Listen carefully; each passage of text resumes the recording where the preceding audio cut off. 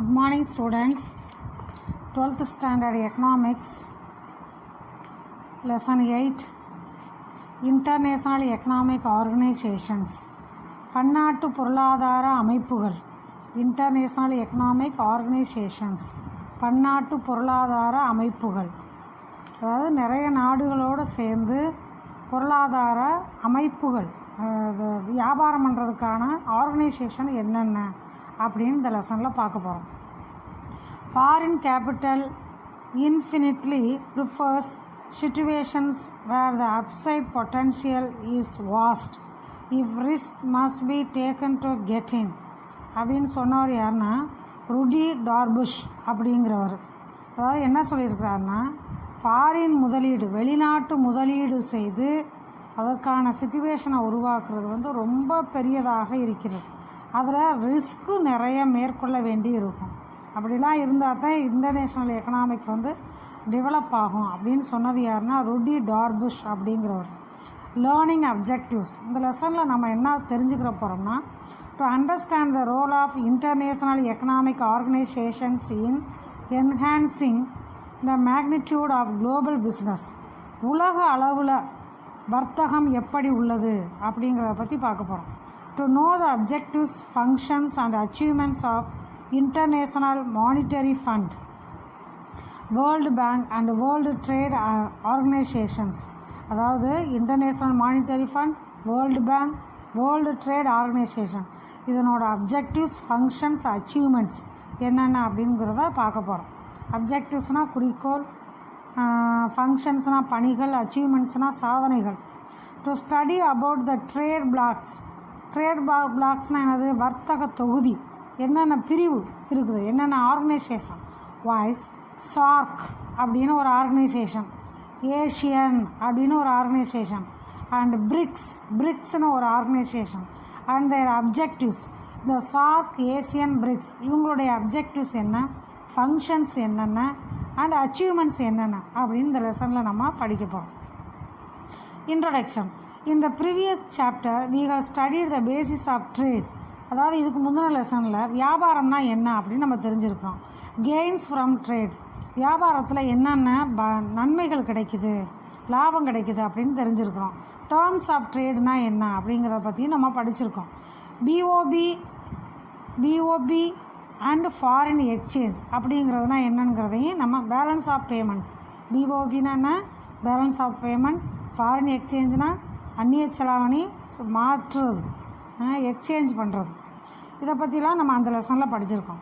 When trade takes place among countries, அதாவது நிறைய நாடுகளிடையே வியாபாரம் நடக்கும்போது இந்த டெவலப்டு கண்ட்ரீஸ் வளர்ந்த நாடுகள் ஆல்வேஸ் ஸ்டாண்ட் டு கெயின், எப்போவுமே நல்ல லாபம் பெறும். அண்ட் த எல்டிசிஸ்னா என்ன?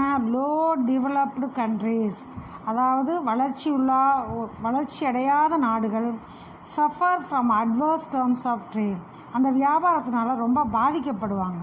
As well as balance of payments, அதுவும் பாதிக்கப்படும். And they affect their exchange rates, அந்த எல்டிசிசியோட எக்ஸ்சேஞ்ச் ரேட் அந்நிய நம்ம பணம் மாற்று இருக்கு இல்லையா, அதில் நிறைய பாதிப்பு ஏற்படும். இந்த கிரேட் டிப்ரெஷன் ஆஃப் 1930 பொருளாதார பெருமந்தம் ஏற்பட்டது. 1930ஸ்னால் 30லேருந்து 39 வரைக்கும். அண்ட் வேர்ல்டு வார் செகண்ட் நடந்த காலகட்டம். Led to purely nationalistic policies, அதன் விளைவாக நேஷனலிஸ்டிக் பாலிசிஸ், நாட்டில் நிறைய முறைகள், நிறைய கொள்கைகள் கொண்டு வரப்பட்டது. In which almost every country imposed trade restrictions. அதுக்கு பிறகு இந்த எல்லா நாடுகளுமே வாணிப தடைகள், ரெஸ்ட்ரிக்ஷன்ஸ் சில இதை விதித்தாங்க. எக்ஸ்சேஞ்ச் கண்ட்ரோல், அதாவது நாணயத்தை மாற்றுறதுல சில கட்டுப்பாட்டு முறைகள் இருந்தது. அண்டு எக்ஸ்சேஞ்ச் டிப்ரிஷியேஷன் அப்படின்னா நாணய மதிப்பு குறைத்தல் இருந்தது. எக்ஸ்சேஞ்ச் டிப்ரிஷியேஷன்னா நாணய மதிப்பு குறைத்தல். So us to boost exports, அப்போ தான் எக்ஸ்போர்ட்ஸை என்கரேஜ் பண்ணுற மாதிரி இருக்கும். And to restrict imports considerably, அப்போ தான் இறக்குமதிக்கு கட்டுப்பாடு விதிக்கிற மாதிரி இருக்கும் அப்படின்னு சொல்கிறாங்க. ஜான் மேனார்ட் கீன்ஸ் அப்படின்னு ஒருத்தர், ஆல்ரெடி நம்ம படிச்சிருக்கோம். இந்த ரைட் சைடு இருக்கிறவர் இவர் தான் John Maynard Keynes. and Harry Texter White. இவர் the founding fathers of both the World Bank and the International Monetary Fund. இவங்க ரெண்டு பேரும் தான் வேர்ல்டு பேங்கையும் இன்டர்நேஷ்னல் மானிட்டரி ஃபண்ட் அப்படிங்கிற அமைப்பை ஏற்படுத்தினவங்க, ஆர்கனைசேஷனை ஏற்படுத்தினவங்க.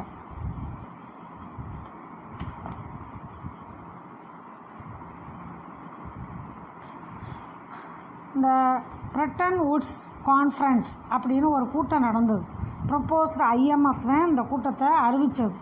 World bank and international trade organisation, இதை ஷார்ட்டாக இன்டர்நேஷ்னல் ட்ரேட் ஆர்கனைசேஷனை ஷார்ட்டாக எப்படி சொல்லுவோம், ஐடிஓ. இன் 1944 அதாவது IMF, World Bank, international organisation இவங்க தான் இந்த பிரெட்டன் வுட்ஸ் கான்ஃபரன்ஸை அறிவித்தாங்க. இந்த IMF and World Bank were started in 1945 ஆரம்பிக்கப்பட்டது. சரியா? இன்ஸ்டெட் ஆஃப் ஐடிஓவுக்கு பதிலாக and interim arrangement was made and named. Interim arrangement ஒன்று ஏற்படுத்தப்பட்டு அதுக்கு என்ன பேர்னா கேட்டுன்னு பேர். என்ன ஸ்பெல்லிங் பாருங்கள், ஆனால் ப்ரொனன்சியேஷன் பண்ணுறது கேட்டு தான். இப்போ கேட்டுக்கு எக்ஸ்ப்ளனேஷன் என்னது, general agreement on tariff and trade. இதைத்தான் வந்து கேட்டுன்னு சொல்கிறோம். கேட்டுக்கு explanation general agreement on torrid and trade அப்படின்னு ஒரு அமைப்பு ஏற்படுத்தப்பட்டது. இந்த கேட் வாஸ் டிரான்ஸ்ஃபார்ம்டு இன்டு, அதாவது இந்த கேட்டுங்கிற அமைப்பு எப்படி மாற்றப்பட்டதுன்னா WTOவாக மாற்றப்பட்டது. WTOனா என்ன, வேர்ல்டு ட்ரேட் ஆர்கனைசேஷனாக மாற்றப்பட்டது. ஃப்ரம் 1995 மாற்றப்பட்டிருக்கு. அதாவது கேட்டுங்கிறது WTOவாக 1995 நடைமுறையில் உள்ளது. இந்த IMF, IBRD அண்ட் WTO, IBRDனா world bank, WTO headquarters are presented in table. இவங்களுடைய ஹெட் குவார்ட்டர்ஸை கீழே கொடுத்துருக்குறாங்க. Institution, headquarters, year of establishment. International monetary fund இதோட ஹெட் குவார்ட்டர்ஸ் வந்து வாஷிங்டன் DC 1945 ஏற்படுத்தப்பட்டது. வேர்ல்டு பேங்க் வாஷிங்டன் DC தான் அதனுடைய ஹெட் குவார்ட்டரும், அதுவும் 1945 ஏற்படுத்தப்பட்டது. வேர்ல்டு ட்ரேட் ஆர்கனைசேஷன் அது வந்து அதனோட கேபிட்டல் வந்து ஹெட் குவார்ட்டர் வந்து ஜெனீவா, அது 1995 ஏற்படுத்தப்பட்டது. சரியா? நெக்ஸ்ட் வந்து இன்டர்நேஷ்னல் மானிட்டரி ஃபண்ட், பன்னாட்டு பண நிதியம். மீனிங் வந்து என்னது, பன்னாட்டு பண நிதியம். Right the meaning. The purpose of International Monetary Fund is to secure and promote economic and financial cooperation among member countries. அதாவது இன்டர்நேஷ்னல் மானிட்டரி ஃபண்டு வந்து என்ன பண்ணியிருக்கு, பொருளாதாரத்தை ஊக்குவிச்சு அப்புறம் மெம்பர் கண்ட்ரிஸ் எல்லாம் வந்து ஃபினான்சியலி கோஆப்ரேஷன் பண்ணுறதுக்கு ஊக்குவிச்சிருக்கு. The IMF was established to assist the member nations to tide over the balance of payments disequilibrium in the short term. குறுகிய காலத்தில் பேலன்ஸ் ஆஃப் பேமெண்ட்ஸில் சமமின்மை ஏற்பட்டதுன்னா அதை சரி பண்ணுறதுக்கு IMF வந்து நிறைய ஹெல்ப் பண்ணியிருக்கு. At present the IMF has 189 member countries வந்து IMFல இருக்கிறாங்க. With republic of Nauru joined in 2016 Nauru அப்படிங்கிறது ஜாயின் பண்ணப்பட்டது. The republic of Nauru a tiny south Pacific island, அதாவது பசிபிக்கில் ஒரு சின்ன ஐலாண்டாக இருக்கும், island nation in Pacific ocean, became the 189th member of the international monetary ஃபண்டில் சேர்க்கப்பட்டது. அண்டு வேர்ல்டு பேங்க்லையும் இது மெம்பராக சேர்க்கப்பட்டது. அப்ஜெக்டிவ்ஸ் ஆஃப் IMF, பன்னாட்டு பண நிதியத்தின் குறிக்கோள்கள், பன்னாட்டு பண நிதியத்தின் குறிக்கோள்கள். To promote international monetary cooperation among the member nations, member நேஷனுடைய கோஆப்ரேஷன் ஏற்படுத்துறதுக்கு இது வந்து என்கரேஜ், ப்ரொமோட்னா நான் என்கரேஜ் பண்ணுறது. To facilitate faster and balanced growth of international trade, அதாவது பன்னாட்டு வாணிபம் வந்து வேகமாக வளர்ச்சி அடைகிறதுக்கும் பேலன்ஸ்டு சமமாக வளர்ச்சி அடைகிறதுக்கும் இது வந்து உதவி செய்கிறது. ஃபெசிலிட்டேட்னாலும் ஹெல்ப் பண்ணுறதுன்னு தான் meaning.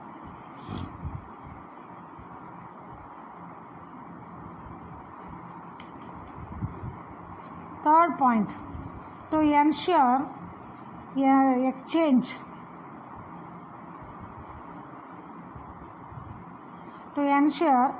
exchange rate stability by curbing competitive exchange depreciation. அதாவது இது வந்து என்ன, அது ஒரு நிலையான ஒரு சவாலாக இருந்துக்கிட்டே இருந்திருக்கு, நிலையான சவாலை ஏற்படுத்தி உள்ளது.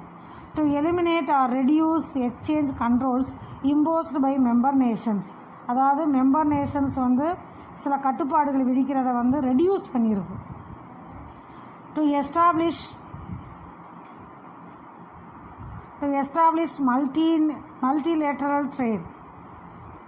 multilateral trade அண்ட் மல்டிலேட்டரல்னால் நிறைய நாடுகள் சேர்ந்து வியாபாரம் பண்ணுறதை அதிகரிச்சிருக்கிறாங்க. And payment system in respect of current transaction instead of bilateral trade agreements.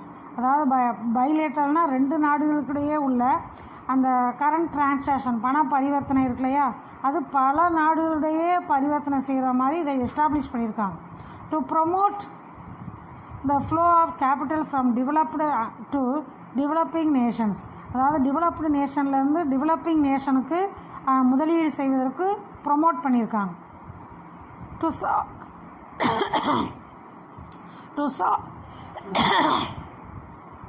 Solve the problem of international liquidity. பல நாடுகளிடையே இந்த பணப்புழக்கம் ரொக்கத்தொகை இருக்கு இல்லையா, அதனால் ஏற்படக்கூடிய ப்ராப்ளத்தை சால்வ் பண்ணுறதுக்கு இந்த ஐஎம்எஃப் வந்து உதவி செய்திருக்கு. Functions of IMF. ஐஎம்எஃப்பின் பணிகள், பன்னாட்டு பண நிதியத்தின் பணிகள். என்ன பணிகள்? எக்ஸ்சேஞ்ச் ஸ்டெபிலிட்டி, நாணய மாற்று நிலைத்தன்மை. அப்புறம் ஃபெசிலிட்டேட் இன்டர்நேஷ்னல் ட்ரேட், பன்னாட்டு வாணிபத்தின் உறுதுணையாதல். ஃபோஸ்டர் சஸ்டைனபிள் எக்கனாமிக் க்ரோத், நீடித்த பொருளாதார வளர்ச்சியை உறுதி செய்தல். பிஓபி கிரைசிஸ் அசிஸ்டன்ஸ், அயல்நாட்டு செலுத்து நிலைக்கு தீர்வு. இப்படி இதான் அதனுடைய ஃபங்க்ஷன்ஸ்.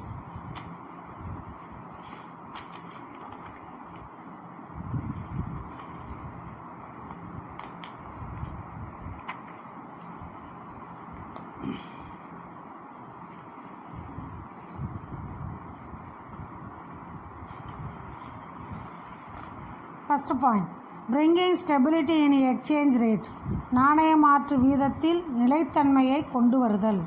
நாணய மாற்று வீதத்தில் நிலைத்தன்மையை கொண்டு வருதல். இந்த IMF is maintaining exchange rate stability and emphasizing devaluation criteria.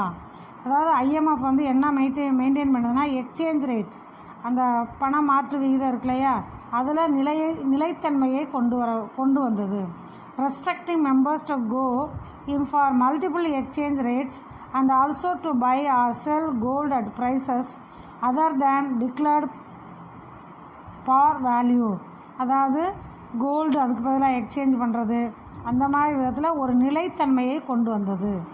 Next வந்து கரெக்டிங் பிஓபி டிஸ்இக்வலிபிரியம், அயல்நாட்டு செலுத்து நிலை சமமின்மையை சரி செய்தல்.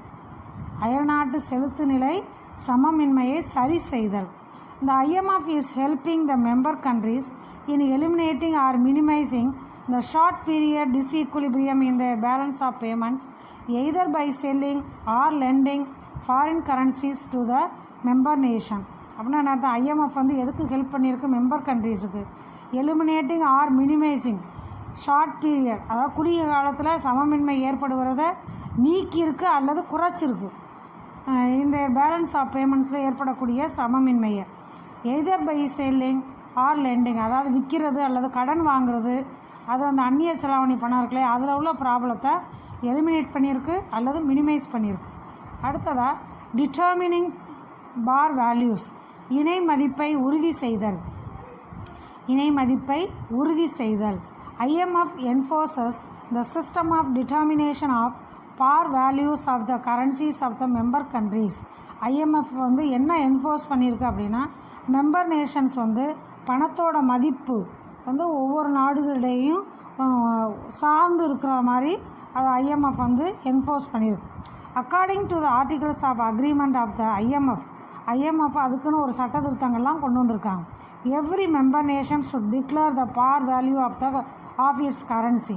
ஒவ்வொரு மெம்பர் கண்ட்ரீஸும் கரன்சியுடைய மதிப்பை வந்து வெளியிட வேண்டும். இன் டேர்ம்ஸ் ஆஃப் கோல்டோட மதிப்பை வச்சு வெளியிடணும். ஆர் யூஎஸ் டாலர், அந்த டாலரோட மதிப்பை வச்சு வெளியிடணும் அப்படின்னு சொல்லியிருக்கிறாங்க. Under this article IMF ensures smooth working of international monetary system. இந்த மாதிரி இந்த ஆர்டிக்கலை வச்சு IMF வந்து இன்றைக்கி இன்டர்நேஷ்னல் மானிட்டரி சிஸ்டத்தில் நல்ல அதனுடைய பணிகள் வந்து சிறப்பாக செயல்பட்டு கொண்டிருக்கிறது. In favour of some developed countries. அதே நேரத்தில் இது வந்து டெவலப்டு கண்ட்ரீஸுக்கு ஃபேவராக விளங்குகிறது, விரும்பக்கூடியதாக விளங்குகிறது. நெக்ஸ்ட் பாயிண்ட் வந்து பேலன்சிங்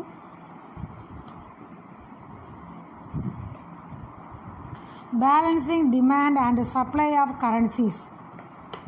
நாடுகளின் பணத்திற்கான தேவையை அளிப்புக்கு சமமாகும் வரையில் பராமரித்தல். நாடுகளின் பணத்திற்கான தேவையை அளிப்புக்கு சமமாகும் வகையில் பராமரித்தல். அதான் என்னது? தேவை அளிப்பு. IMF is entrusted with the important function of maintaining balance between demand and supply of various currencies. IMF வந்து எதுக்கு முக்கியத்துவம் கொடுத்துருக்கு அப்படின்னா, சப்ளை ஆஃப் அதாவது டிமாண்ட் அண்ட் சப்ளைக்கு வேரியஸ் கரன்சிஸ், வெவ்வேறு நாடுகளுடைய கரன்சி இருக்கு இல்லையா, அதனுடைய தேவை மற்றும் அளிப்புக்கு முக்கியத்துவம் கொடுத்துருக்கு. இந்த fund can declare a currency as scarce currency which is, ஏதாவது ஒரு நாட்டில் பற்றாக்குறையாக கரன்சியை டிக்ளேர் வெளியிட்டாங்கன்னா which is in great demand, அதுக்கு தேவை அதிகமாக இருக்கும். And can increase its supply, அதனுடைய சப்ளையை அதிகரிக்க சொல்லும். பை பாரோயிங், கடன் வாங்கியோ, அல்லது it from the country concerned, or by purchasing the same currency in exchange of gold, அல்லது கோல்டை எக்ஸ்சேஞ்ச் பண்ணியோ அதை வந்து கரன்சியை வந்து சப்ளை பண்ண சொல்லி இந்த IMF வந்து சொல்லும். Next point, reducing trade restrictions. வாணிப தடைகளை குறைத்தல். வாணிப தடைகளை குறைத்தல். The fund also aims at reducing tariffs and other trade barriers imposed. அதாவது இந்த ஃபண்டு ஆல்சோ இதனுடைய எய்ம் என்ன, இந்த IMFோட எய்ம் என்னென்னா ரெடியூசிங் டாரிஃப்ஸ், வரியை குறைக்கிறது, அப்புறம் ட்ரேட் பேரியர்ஸ், சில வாணிப தடைகளை குறைக்கிறது, அல்லது வாணிப தடைகளை எம்போஸ்டு ஏற்படுத்துறது, பை த மெம்பர் கண்ட்ரிஸ் மேலே ஏற்படுத்துறது, with the purpose of removing restrictions, சில கட்டுப்பாடுகளை நீக்குவது, ஆன் ரெமிட்டன்ஸ் ஆஃப் ஃபண்ட்ஸ், அப்புறம் ஃபண்டு வந்து இவ்வளவு தான் இருக்கணும்னு கட்டுப்பாடு விதிக்கிறது, or to avoid discriminating practices, சில பிரச்சனைகளை வந்து அவாய்ட் பண்ணுறதுக்கு இந்த IMF வந்து ஹெல்ப் பண்ணுது. அடுத்தது ப்ரொவைடிங் கிரெடிட் ஃபெசிலிட்டிஸ், கடன் வசதிகளை வழங்குதல். கடன் வசதிகளை வழங்குதல். IMF is providing different borrowing and credit facilities with the objectives of helping the member countries. IMF வந்து என்ன ப்ரொவைட் பண்ணியிருக்கு, என்ன கொடுத்துருக்குன்னா மெம்பர் நேஷனுக்கு நிறைய பணத்தை வந்து கடன் வாங்கிக்கிறலாம், கடன் வாங்குறதுக்கு ஹெல்ப் பண்ணியிருக்கு. These credit facilities offered by it include basic credit facility, extended fund facility, fund அதிகமாக கடன் வாங்குறதுக்கு ஹெல்ப் பண்ணியிருக்கு. For a period of 3 years, 3 வருஷம் அதுக்குள்ளே திருப்பி செலுத்துகிற மாதிரி. காம்பன்சேட்டரி ஃபைனான்சிங் ஃபெசிலிட்டி, அதுக்கு பதிலாக திருப்பி எதையாவது செலுத்திடுறது. அண்ட் ஸ்ட்ரக்சரல் அட்ஜஸ்ட்மெண்ட் ஃபெசிலிட்டி, இப்படி நிறைய ஃபெசிலிட்டிஸை வந்து உருவாக்கி கொடுத்துருக்கு இந்த IMF. The functions of the IMF are grouped under 3 heads. அதாவது IMFோட ஃபங்க்ஷன்ஸ் வந்து 3 குரூப்பாக பிரிக்கிறாங்க. ஃபஸ்ட்டு ஒன்று என்னது, financial assistance to correct short and medium term deficit in BOB. அதாவது BOBயில் குறுகிய கால அல்லது நடுத்தர காலகட்டங்களில் ஏற்படக்கூடிய குறைபாடுகளை நீக்குவதற்கு இது உதவுகிறது. ரெகுலேட்டரி கோட் ஆஃப் காண்டக்ட், அதாவது அதில் உள்ள சட்டத்திட்டங்களை ரெகுலேட் பண்ணுறது. அடுத்தது consultative counselling and technical consultancy, அந்த வந்து சரி பண்ணுறதுக்கு கவுன்சிலிங் கொடுத்து அப்புறம் தொழில்நுட்ப உதவியாகவும் அதுக்கு வந்து ஹெல்ப் பண்ணுறது. இப்படி 3 குரூப்பாக பிரிச்சுருக்காங்க. ஃபஸ்ட்டு வந்து ஃபெசிலிட்டிஸ் ஆஃபர்ட் பை IMF, நிதியம் வழங்கும் வசதிகள். நிதியம் வழங்கும் வசதிகள். ஃபெசிலிட்டிஸ் ஆஃபர்ட் பை IMF அப்படின்னா நிதியம் வழங்கும் வசதிகள். என்னென்ன வசதிகள்? இந்த fund has created several new credit. இந்த ஃபண்டு வந்து என்ன செய்யுது, நிறைய கிரெடிட் ஃபெசிலிட்டிஸை உருவாக்குது ஃபார் இட்ஸ் மெம்பர்ஸ், கடன் வாங்கும் முறையில். சீஃப் அமங் தம், அதில் என்னென்ன மெத்தடு அப்படிங்கிறத நம்ம ஃபஸ்ட்டு பார்க்க போகிறோம்.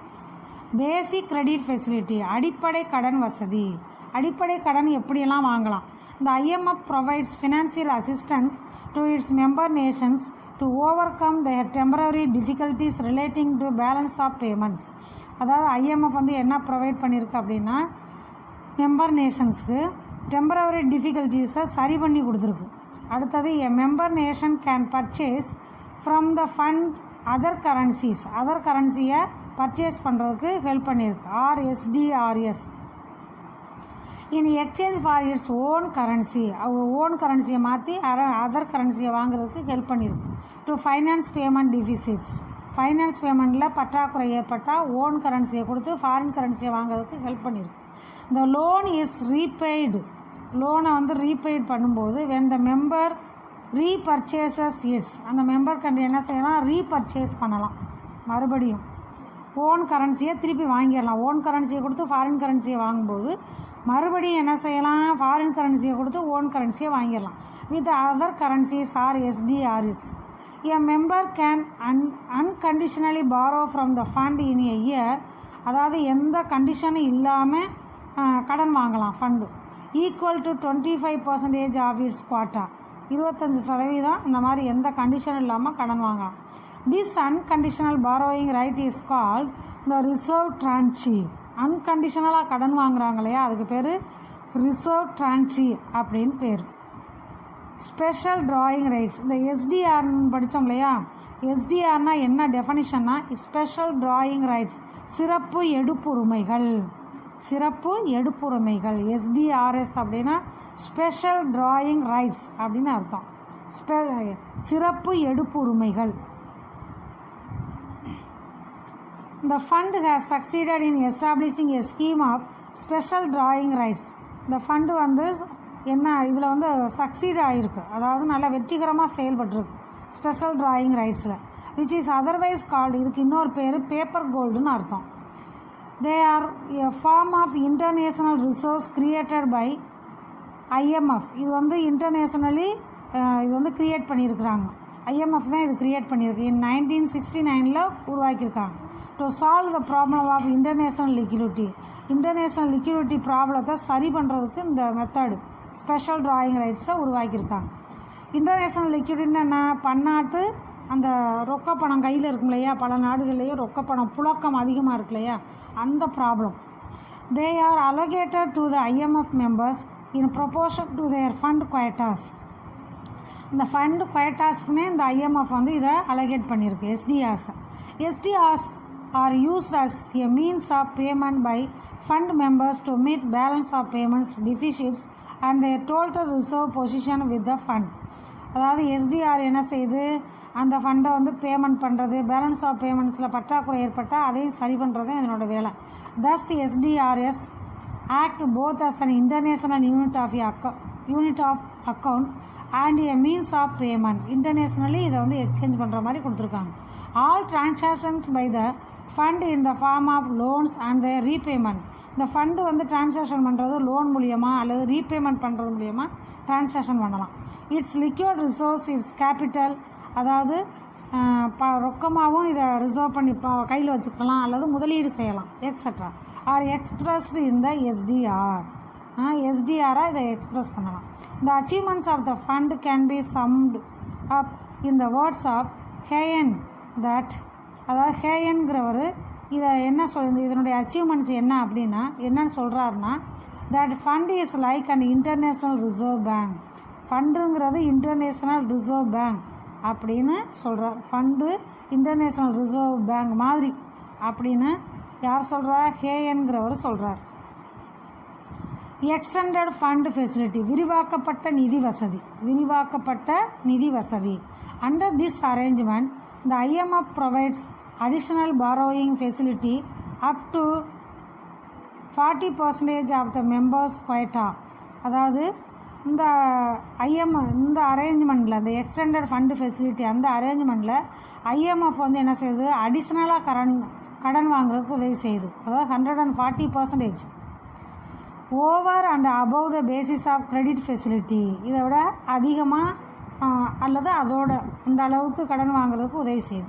இந்த extended facility is limited for a period of period up to இந்த கடன் வாங்குகிற காலகட்டம் வந்து 3 years and the rate of interest is low.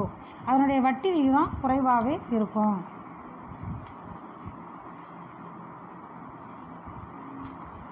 Next வந்து காம்பன்சேட்டரி ஃபைனான்சிங் ஃபெசிலிட்டி, ஈடுசெய் நிதி வசதி. காம்பன்சேட்டரி ஃபைனான்சிங் ஃபெசிலிட்டி அப்படின்னா ஈடுசெய் நிதி வசதி. In 1963, IMF established compensatory financing facility to provide additional financial assistance to the member countries. அதாவது மெம்பர் கண்ட்ரீஸுக்கு அடிஷ்னலாக financial உதவி செய்கிறதுக்கு இந்த ஐஎம்எஃப் வந்து இன்னும் எஸ்டாப்ளிஷ் பண்ணியிருக்கிறாங்க, அதிகப்படுத்தியிருக்கிறாங்க. பர்டிகுலர்லி ப்ரைமரி ப்ரொடியூசிங் கண்ட்ரீஸ், அதாவது அடிப்படையாக சில பொருளை ப்ரொடியூஸ் பண்ணுறதுக்கு இந்த மாதிரி ஹெல்ப் பண்ணுறாங்க. Facing short fall in export earnings, export பண்ணுறதுக்கு ஹெல்ப் பண்ணுறாங்க. In 1981, the coverage of the compensatory financing facility was extended to payment problem caused by the fluctuations in the cost of several inputs. அதாவது இந்த என்னது international export பண்ணுறதுல வந்து fluctuation ஏற்பட வாய்ப்பு இருக்குது, அதாவது லாப நஷ்டம் ஏற்பட வாய்ப்பு இருக்குது. அந்த ப்ராப்ளத்தை சால்வ் பண்ணுறதுக்கும் இது வந்து ஹெல்ப் பண்ணுது. அடுத்தது buffer stock facility. Buffer stock facility தாங்கி இருப்பு வசதி. தாங்கி இருப்பு வசதி. இந்த buffer stock financing facility was started in 1969 இந்த ஃபெசிலிட்டி கொண்டு வரப்பட்டது. The purpose of this scheme was to help the primary goods, அதாவது அடிப்படை பொருள், என்ன பொருள், ஃபுட் கிரெயின்ஸ், உணவு தானியங்கள், producing countries to finance contributions to buffer stock arrangement for the stabilization of primary food product prices. அதாவது அடிப்படை பொருளை உற்பத்தி செஞ்சு அதை நல்லா விற்று லாபம் வர்றதுக்கு ஒரு நிலையான தன்மையை உருவாக்குறதுக்கு இந்த பஃபர் ஸ்டாக் ஃபெசிலிட்டி கொண்டு வரப்பட்டது. அடுத்தது என்னென்னா சப்ளிமெண்ட்ரி ஃபைனான்சிங் ஃபெசிலிட்டி, துணை நிதி வசதி. துணை நிதி வசதி. Under the supplementary financing facility the IMF makes temporary arrangements to provide supplementary financial assistance to member countries. Member கண்ட்ரீஸுக்கு வந்து சப்ளிமெண்ட்ரி இன்னும் நிறையா பணம் கொடுத்து ஹெல்ப் பண்ணுறாங்க. ஃபேஸிங் பேமெண்ட்ஸ் ப்ராப்ளம், பேமெண்ட்ஸில் ஏற்படக்கூடிய ப்ராப்ளத்தை சரி பண்ணி கொடுக்குது. Relating to their present quota sizes. Structural adjustment facility, கட்டமைப்பு சரி செய்தல் வசதி. ஸ்ட்ரக்சரல் அட்ஜஸ்ட்மெண்ட் ஃபெசிலிட்டி, கட்டமைப்பு சரி செய்தல் வசதி. இந்த IMF established structural adjustment facility, அதை ஷார்ட்டாக எப்படி சொல்கிறோம், ஸ்ட்ரக்சரல் அட்ஜஸ்ட்மெண்ட் ஃபெசிலிட்டியை SAFன்னு சொல்கிறது.